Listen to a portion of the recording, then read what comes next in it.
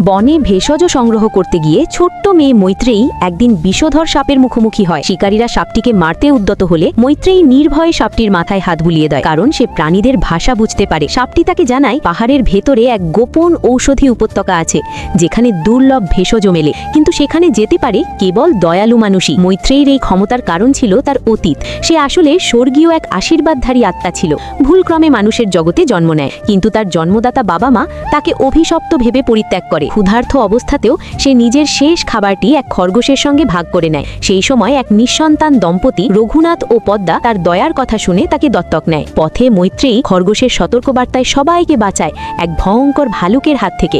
এরপর সে পশু পাখির ভাষা বুঝে কুকুরের প্রাণ বাঁচায়, মাছ ধরার নতুন কৌশল শেখায়। দুর্ভিক্ষের সময় যখন গ্রামবাসীরা অনাহারে ভোগে, তখন মৈত্রেয়ীর পরিবার তার বুদ্ধিতে মাছ পেয়ে বেঁচে থাকে। কিন্তু একদিন পদ্মা গুরুতর অসুস্থ হয়ে পড়ে। গ্রাম্য চিকিৎসক জানায় তাকে বাঁচাতে চাই সহস্রবর্ষী বনজ ভেষজ।